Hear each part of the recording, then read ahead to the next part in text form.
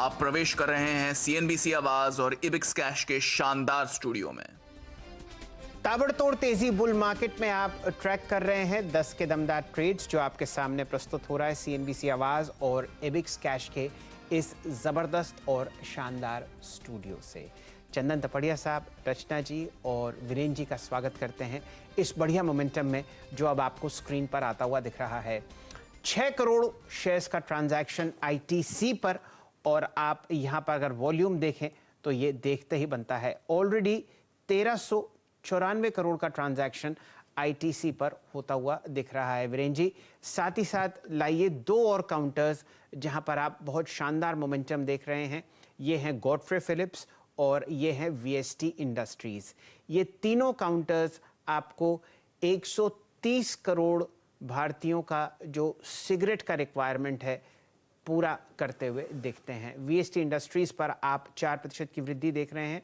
ये काउंटर बहुत ही कम चर्चा में आता है, बहुत बढ़िया डिविडेंड यील्ड यहाँ पर भी है और एक बहुत ही जाना माना निवेशक यहाँ पर बहुत ही लंबी अवधि से स्टेक लिए बैठे हैं। वीरेंद्र जी। जी शैल जी, निफ्टी का इंट्राडे हाई लेके आइए, सुबह की स्ट्रेटेजी लेके आइए। 17,574 और वही एक पॉइंट डिस्कस किया था, वो हाई है।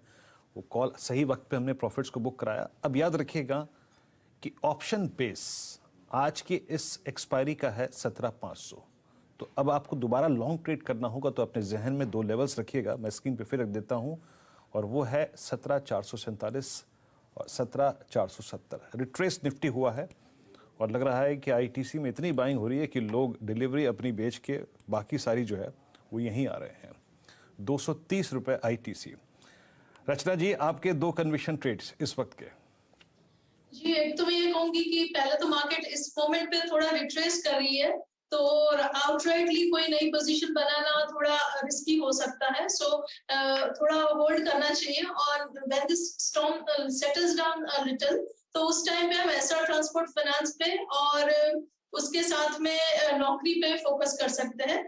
जहां तक एसआर ट्रांसपोर्ट फाइनेंस की बात है तो वो अगर 1350 का एसएल सस्टेन करेगा तो ऊपर वाली साइड पे मल्टीपल डेज में 1450 की तरफ जा सकता है। सो फर्स्ट टारगेट 1400 एंड उसके बाद 1450। और जहां तक नौकरी की बात है तो उसमें भी मोमेंटम अच्छा बना हुआ है और नौकरी के एसएल की अगर बात करें तो 6820 पे होना चाहिए और ऊपर वाली साइड पे टारगेट्स हो सकते हैं 7100, 7150 एंड इवन 7200। ये सारे लेवल्स फ्यूचर्स पे हैं।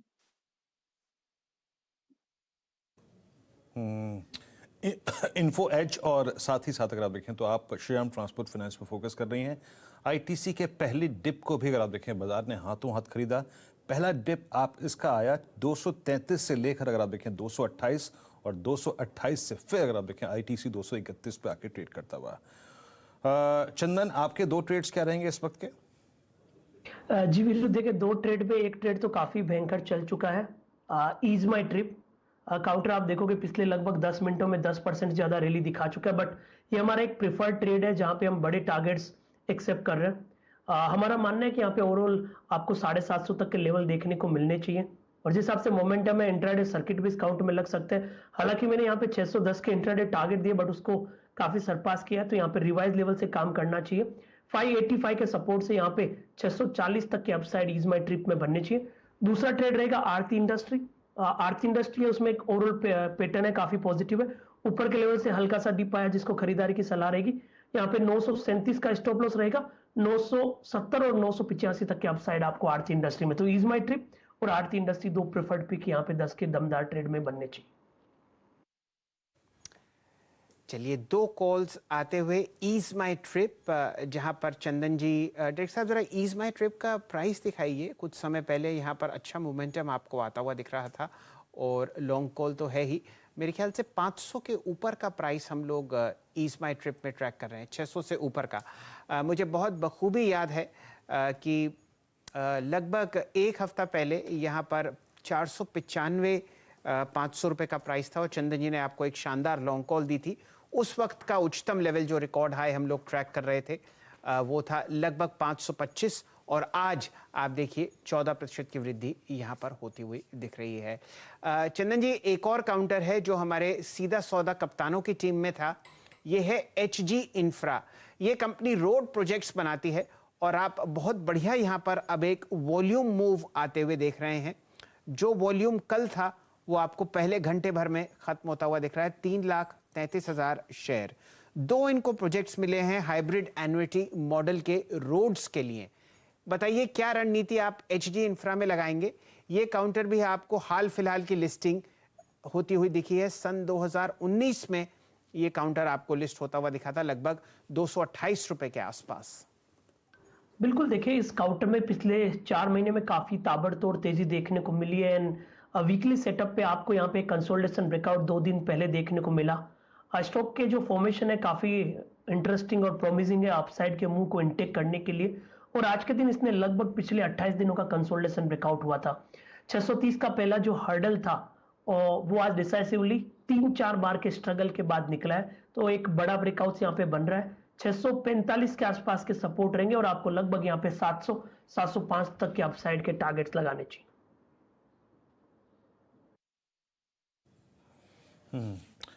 HG इंफ्रा आपकी स्क्रीन पे एक बार जरा प्लीज इसका चार्ट लेके आइएगा और जरा इसका एक बार कैंडल स्टिक चार्ट लेके आइएगा। 663 डे हाई पर ट्रेड करता हुआ, और आपको इसकी इंपॉर्टेंस इस मूव की नज़र इसलिए आएगी, मतलब इस कैंडल स्टिक पे चार्ट पे नज़र आएगी। इसका एक हाई था 4 अगस्त का और वो था करीब 629 रुपये, और उसके बाद इसने समझ लीजिए कि पूरा अगस्त और सितंबर के ये सारे के सारे दिन लिए एक कंसोलिडेशन में और उसके बाद निकला है। तो टिपिकली ये 625 और नीचे अगर आप देखें 513, यानी करीब करीब आप देखिए तो 115 रुपए का राउंडिंग बॉटम कटा है यहाँ पर। तो नजर रखिएगा इस स्टॉक पे। चलिए, इंडसइंड बैंक डे हाई पर आता हुआ 1121 पे, और एक बात आप समझ लीजिए चंदन जी कि अब ये अपना वो 1 मार्च का यानी पोस्ट बजट जो रैली आई थी उसके बाद का अगर आप देखें जो स्विंग हाई था उसको भी क्रॉस करता हुआ। अब इंडसइंड बैंक पे आपका टेक क्या होगा? बिल्कुल, देखिए इंडसइंड बैंक पे ओवरऑल पॉजिटिव है और काउंटर का पूरा एक टेक्निकल सेटअप रीरेट देखने को मिला है। आप देखोगे जिस हिसाब से 2 दिन पहले जो मूवमेंट हुआ था पूरा ब्रेकआउट, और उसके बाद में इसने ऑलरेडी मूव दे चुका है। मेरा मानना है 6% चल चुका है तो थोड़ा इस लेवल पे लेना रिस्की होगा, बट टेक्निकल सेटअप तो अभी ब्रेकआउट्स इंडिकेट कर रहा है। जिनके पास भी पोजीशन है या जो नया लेना चाहते हैं उनको 1095 का स्टॉप लॉस लगाने की सलाह रहेगी। आपको लगभग 1180-1200 तक के न्यू लेवल अब इंडसइंड बैंक में मौजूदा लेवल से बनने चाहिए। चलिए, ये आपके सामने एक बढ़िया मोमेंटम वीरेन जी पकड़ते हुए दिख रहे हैं, और कल एक इंडसइंड बैंक पर लॉन्ग कॉल मेरे ख्याल से आती हुई दिखी थी आशीष चतुर्मोता साहब से। मैं अपने ज़रा कॉपी चेक करता हूँ, आपको बताता हूँ, लेकिन स्क्रीन पर डायरेक्ट साहब तिरुमलाई केमिकल्स ले आइए। यहाँ पर आप 7% का मूव देख रहे हैं और ये अपनी जितनी भी छोटी मूविंग एवरेजेस हैं उसके ऊपर काउंटर जा चुका है। ऑल टाइम हाई मेरे ख्याल से तिरुमलाई केमिकल्स में आपको आज आता हुआ दिख सकता है। वो पहला लेवल था 245 रुपये। इस काउंटर पर आप ध्यान दीजिए, 20 लाख शेयर स्क्रीन पर ट्रेड होते हुए दिख चुके हैं। वीरेन जी, अगर दिन है तो इंडसइंड बैंक का और आईटीसी का।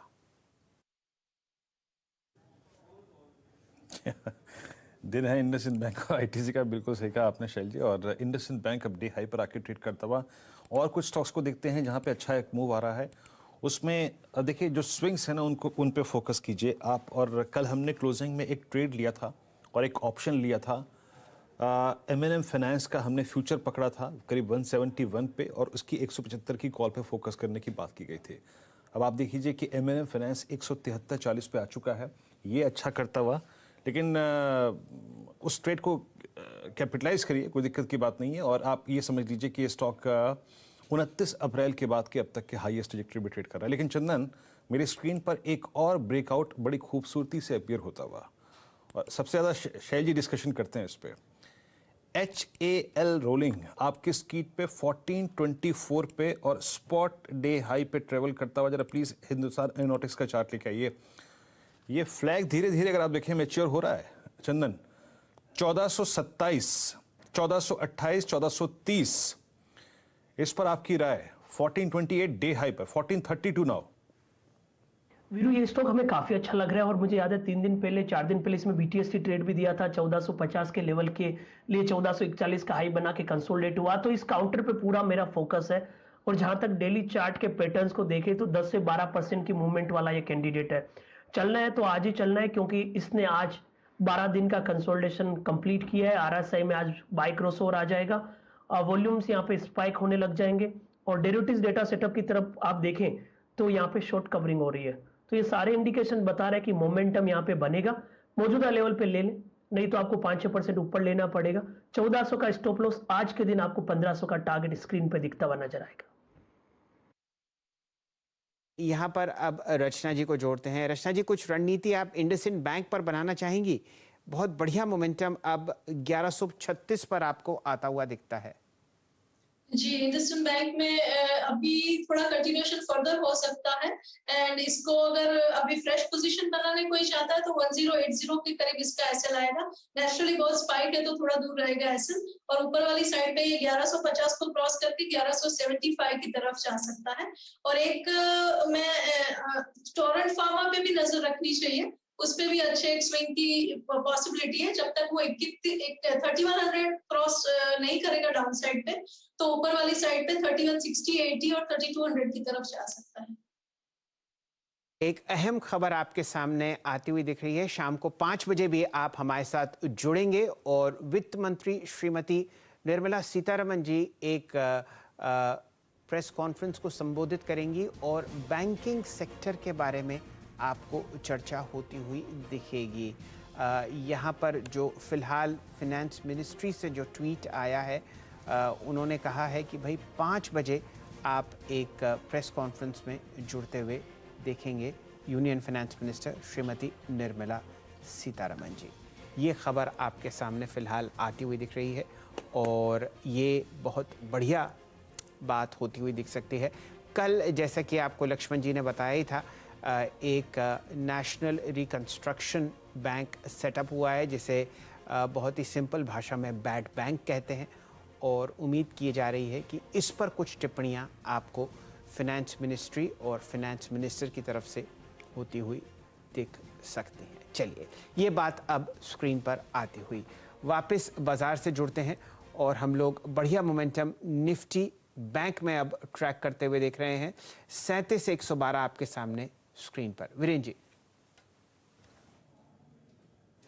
जी, एनबी की 37,200 की कॉल लेके आई आज के सेम डे की 43 पे ट्रेड करते हुए। चंदन, लीस्ट रिस्क के साथ अगर मेरे को लेना हो, 1-2 लॉट ट्रेड करने हो अगर किसी को बहुत थिन वॉल्यूम्स के साथ, क्या आई थिंक चंदन डिस्कनेक्ट हो गया। Rachna ji, any option attempt on bank Nifty? और ये एक बड़ा खूबसूरत सा ब्रेकआउट है। स्पॉट आपका ट्रेवल कर रहा है अब 37,070 के ऊपर। ये 5 दिन से ही लेवल डिस्कस कर रहा हूं मैं। 37,200 की कॉल लेके आइएगा। रिस्क इन्वॉल्व है लेकिन रिवॉर्ड बहुत अच्छा है। रचना जी, 42 पे ट्रेड करते हुए 37,200 की कॉल। डॉक्टर साहब रखिए ना इसके बाद। 37,200 का मेरे को नहीं नजर आ रहा, लेकिन 37,300 की मैं बात कर सकती हूँ। और उसकी जो प्राइस है करीब करीब 25 के आसपास है अभी प्रीमियम उसका।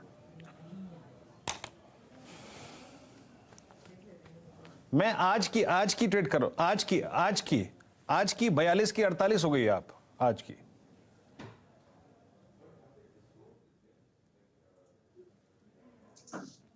चलिए छोड़िए, मुझे टाइम लगेगा। ठीक है चंदन, अगर जब जुड़ेंगे तो बात करेंगे हमें। चंदन, आपका टेक क्या होगा? 37,200 बैंक निफ्टी कॉल, 37,100 के ऊपर ट्रेवल करता हुआ बैंक निफ्टी। बिल्कुल, बैंक निफ्टी मेरे हिसाब से पॉजिटिव व्यू है और वीरू हमारा मानना है बैंक निफ्टी ने जो कल की क्लोजिंग दी वो एक शानदार मूव दिखाएगी। तो 37,250 तक का मूवमेंट आज बैंक निफ्टी में देखने को मिलना चाहिए। आप 37,000, 37,100 या 37,200 की कॉल पे फोकस कर सकते हो। मैं प्रॉपर सुना नहीं आप कौन से स्ट्राइक का बात कर रहे हो, बट 37,000 की कॉल ले सकते हैं। 130 के आसपास चल रही है, 80 का स्टॉप लॉस, 200 के टारगेट रहेंगे। कम रिस्क लेना है तो 37,100, 37,200 की कॉल भी ले सकते हैं। डबल के टारगेट यहाँ पे मिलने चाहिए। जी, मैं ये 37,200 की कॉल का जिक्र कर रहा था। चंदन, आपकी स्क्रीन पे 37,200 की कॉल है। इस बीच शैल जी जरा HAL को देखते हैं। HAL अब डे हाई पर। चंदन की टिप्पणी थी कि HAL 1500 तक जाएगा, वो ब्रेकआउट हमने पकड़ा था और अभी आप देखिए कि HAL जो फ्यूचर्स है वो डे हाई पर आके खड़े हो गए हैं और फ्लैग ने अपना जो रिएक्शन है वो देखिए क्या खूबसूरत है। और मेरी स्क्रीन पर अगर आप देखें तो इसकी कॉल्स जो हैं वो 50 रुपए की 70 रुपए हो गई, लेकिन मैंने जिक्र उसका इसलिए नहीं किया था क्योंकि इसके ऑप्शंस में थोड़ी सी, अगर आप देखें बिड और आस्क में डिफरेंस जो है वो काफ़ी बड़ा होता है, इम्पैक्ट कॉस्ट काफ़ी बड़ी होती है। और बैंक निफ्टी की वो कॉल अब 49 रुपये हो गई है, याद रखिएगा। बैंक निफ्टी 37,111 पे शैल जी डे हाई पर, और ये इस वक्त का सबसे बेहतरीन ब्रेकआउट है शैल जी, एक बात तो मैं कह सकता हूँ। शैल जी, ओवर टू यू। चलिए वीरेन जी, बहुत ही शानदार मोमेंटम हम लोग निफ्टी बैंक में ट्रैक कर रहे हैं। अब 37,129 ये देखना पड़ेगा। मेरे ख्याल से ये आपको सितंबर की एक्सपायरी का ऑलमोस्ट हाईएस्ट डे दिख रहा होगा। जी हाँ, हम लोग 37,140 ट्रैक कर रहे हैं, वो आपने देखा 3 सितंबर को। और अगर इंडेक्स इसके ऊपर आपको जाता हुआ दिखता है तो आप एक शानदार मोमेंटम वापस बाजार में आते हुए देखेंगे। इसके बाद वीरेन जी एक ही लक्ष्य रह जाता है, वो है 37,710, जो आपने लगता हुआ देखा था जब बजट की पेशकश 1 या 2 फरवरी के आसपास होती हुई दिखी थी। तो बढ़िया मोमेंटम हम लोग बैंक निफ्टी में हम लोग ट्रैक करते हुए दिख रहे हैं। और निफ्टी आपको फिलहाल फ्लैट ट्रेड करता हुआ दिख रहा है 41 अंक ऊपर 17,561। जरा एक हल्की सी सांस हम लोग फिलहाल स्क्रीन पर लेते हुए दिखेंगे। हमारे साथ फिलहाल डायरेक्टर साहब जरा आप एक ऑटो इंडेक्स के दर्शन कराइए और हम लोग जरा चर्चा अब ऑटो सेक्टर की तरफ करते हुए दिखेंगे। डॉक्टर महेंद्र नाथ पांडे साहब, आप कैबिनेट मंत्री हैं हेवी इंडस्ट्रीज सेक्टर के, और बहुत ही बारीकी से आप इस ऑटो क्षेत्र की जो परफॉर्मेंस लिंक्ड इंसेंटिव स्कीम आई है उस पर नज़र गड़ाए हुए बैठे हैं। उनसे 2 मिनट ये चर्चा स्क्रीन पर आपको होती हुई दिखेगी। पांडे साहब ने चर्चा करी किस हिसाब से ये जो स्कीम लॉन्च की गई है पीएमओ से, आपको बहुत बढ़िया मूव लाती हुई दिख सकती है इलेक्ट्रिक व्हीकल्स में, ऑटो स्टॉक्स में और ऑटो एंसिलरीज में। पांडे साहब, ये अपनी जगह तथ्य है कि देश और दुनिया धीरे धीरे अब तेजी से हाइड्रोजन एनर्जी पर, इलेक्ट्रिक एनर्जी की तरफ जा रही है। भारत ने भी ग्रीन एनर्जी में अपने जो कमिटमेंट किए हैं, सौर ऊर्जा के क्षेत्र में, ग्रीन एनर्जी के क्षेत्र में, भारत बड़ी आबादी का देश होते हुए भी दुनिया की तुलना में सबसे तेजी से आगे उसमें जा रहा है। लेकिन इसका ये तात्पर्य नहीं है कि हम ऑटो और डीजल, जो ऑटो सेक्टर में डीजल और पेट्रोल की गाड़ियां हैं, उनको हम उनसे अपना मुंह मोड़ रहे हैं। हम उनको भी महत्व दे रहे हैं। हम स्पष्ट कर देना चाहते हैं कि इसका फोकस तो इलेक्ट्रिक व्हीकल्स और हाइड्रोजन व्हीकल पर जरूर है, लेकिन यदि ऑटो के उस फील्ड के लोग ऐसे कंपोनेंट जो हमारे देश में आयात होते हैं, मसलन इलेक्ट्रॉनिक कंपोनेंट्स, आमतौर पर तो जैसे ऑटोमेटिक गियर से जुड़े कंपोनेंट, तो यदि वे चीज़ें वह डीजल और पेट्रोल के लोग अगर देश में उत्पादित करेंगे तो ये स्कीम उनको भी अपने प्रावधानों के तहत सपोर्ट देगी।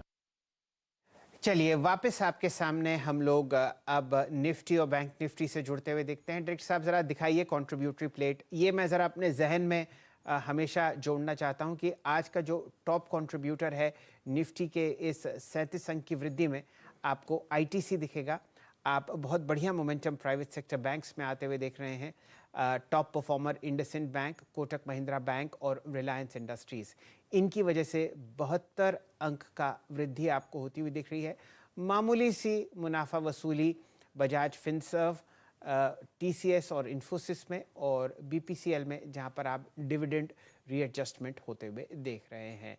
कुल मिला के आप निफ्टी को 40 अंक ऊपर ट्रेड करते हुए देख रहे हैं। और एक और कुछ समय में एक बढ़िया ग्राफिक आपके सामने पेश होगा जहां पर आप देखेंगे कि वो बैंक्स जो टेलीकॉम सेक्टर से जुड़े हुए हैं उनमें जो आज अच्छा मूव आता हुआ दिखता है। कितने बैंक्स का एक्सपोजर है इस सेक्टर पर? देखिए लगभग 37,000 करोड़ का लोन एसबीआई ने दिया है टेलीकॉम क्षेत्र में, और वोडाफोन आइडिया अगर आप देखें तो उनको 11,000 करोड़ रुपए लोन किए हैं एसबीआई ने। यही डेटा आपके सामने फिलहाल स्क्रीन पर चलता हुआ दिखेगा। वीरेन जी, बढ़िया मूव आप ट्रैक कर रहे हैं। ओएनजीसी में दिन का उच्चतम लेवल 131। जी हाँ शैल जी, ओएनजीसी डे हाई पर, और ये मेरा आज का प्रिफर्ड चार्ट था। आई मीन फिर कहूँगा 20 साल का जो बेस वॉलेट हुआ था 128 के नीचे, उसको रिगेन करना कोई छोटी मोटी बात नहीं होती है और अब करीब 1.5% ऊपर कारोबार करता हुआ 131 पे। आपकी स्क्रीन पर LIC हाउसिंग फाइनेंस भी चल रहा था, मैं इसका जिक्र करता लेकिन अब नहीं करूंगा क्योंकि ये बैन पीरियड में है, याद रखिएगा मेरे ख्याल से। तो अभी मेरे पे अलर्ट आया था यहाँ पे 416 पे। SBI अब डे हाई पर है, SBI पे फोकस करते हैं शैल जी। चलते चलते जैसे कि मैं कह रहा था कुछ देर पहले यानी ओपनिंग के बाद, ये उस कैंडल में ट्रेवल कर रहा है, 5 अगस्त वाली कैंडल में ट्रेवल कर रहा है, तो डे हाई पर आ गया। चंदन 450 पे आपका टेक क्या होगा SBI पर? और डायरेक्टर साहब स्क्रीन पे प्लीज वो बैंक निफ्टी की कॉल रखिएगा, 42 की वो कॉल 64 पे आ चुकी है, उसको अब ट्रेड करना आपकी जिम्मेदारी है as per your pocket stop loss. लेकिन चंदन SBI अब कंट्रीब्यूट करता हुआ इस स्ट्रेंथ में, बैंक निफ्टी डे हाई पर, वो ऑप्शन जो हमने लिया वो 65 रुपए हो गया है, 42 का 65। अब आपका ठीक क्या होगा? बिल्कुल वीरू, देखिए बैंक निफ्टी में ये तेजी और रहेगी और मेरा मानना है 37,250 37,300 तक का लेवल टेस्ट हो सकता है। सबसे पहले आपने SBI की बात की तो SBI पे पॉजिटिव है और हमारा मानना है कि SBI जो रिसेंट के स्विंग हाई और लाइफ टाइम हाई है 467 वो अब इस वीक में और आने वाले वीक में टेस्ट करता हुआ नजर आएगा। तो बिल्कुल पॉजिटिव बायस है। 440 का स्टॉप लॉस आपको 467 तक के टारगेट SBI में बनने चाहिए। निफ्टी की भी बात करें तो निफ्टी हमारा मानना है कि 36 से 750 के स्टॉप लॉस से अब सीधा 37,708 की तरफ जाएगा, जो इसका new life time high territory है। डायरेक्टर साहब जरा दिखा दीजिए निफ्टी का रियल एस्टेट इंडेक्स। यहाँ पर हम लोग इतना मोमेंटम तो ट्रैक नहीं कर रहे जितना FMCG क्षेत्र में है, लेकिन फिर भी आप देखिए कुछ ऐसे काउंटर्स हैं जो आपको बढ़िया मूव यहाँ पर देते हुए दिख रहे हैं। रियल एस्टेट इंडेक्स आपके सामने अब 0.5% ऊपर ट्रेड करता हुआ दिखेगा, लगभग 424 के आसपास। यहाँ पर आप मूव्स जो दिखाएंगे स्टॉक्स में वो है सनटेक रियल्टी और आपके सामने IB रियल एस्टेट। यहाँ पर 2 काउंटर्स हैं जो आपको ठीक ठाक मूव देते हुए दिख रहे हैं।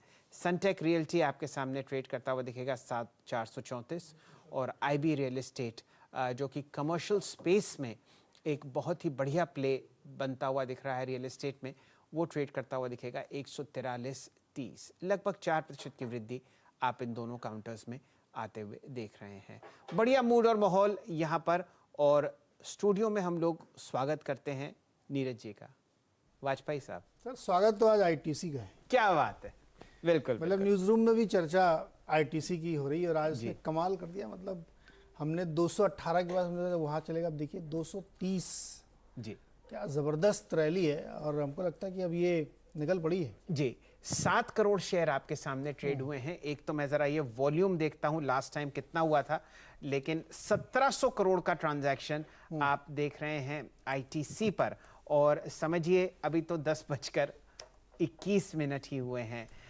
7 करोड़ का जो आप वॉल्यूम बार देख रहे हैं, कम से कम ये लास्ट हरे निशान में जब वॉल्यूम बार था आपने देखा था 19 मार्च को, और अब ये आपके सामने यूं समझिए कि अभी तो घंटे भर से ज़्यादा ही हुआ है, 5 घंटे बचे हैं, तो ये वॉल्यूम बार आपको टूटता हुआ दिखेगा। साथ ही साथ डायरेक्टर साहब दिखा दीजिए गॉडफ्रे फिलिप्स, वहाँ पर भी आपने एक बहुत शानदार ब्रेकआउट देखा है, और VST इंडस्ट्रीज़।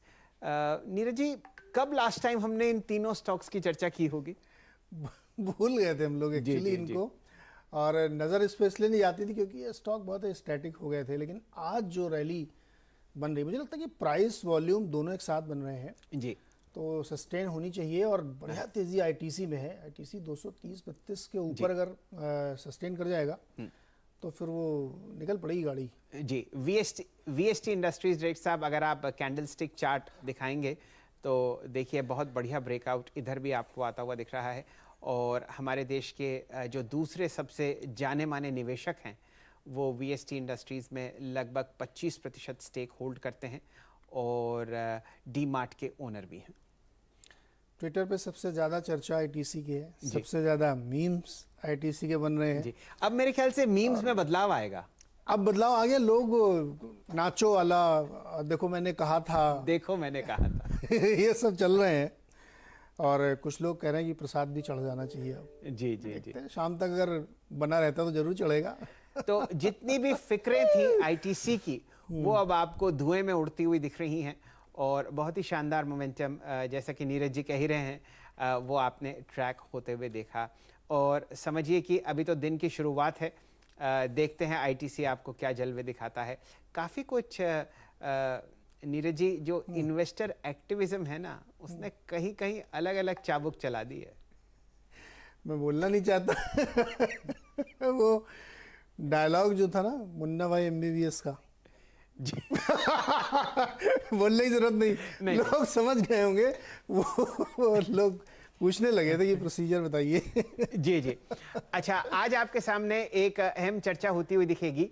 कल शाम को बाजार बंद होने के बाद टाटा ग्रुप ने एक फाइनेंशियल बिड डाली है एयर इंडिया के लिए। इसकी जो डिटेल्स हैं आपको पेश करते हुए दिखते हैं हमारे ऑटोमोबाइल और एविएशन कॉरेस्पॉन्डेंट श्री रोहन जी।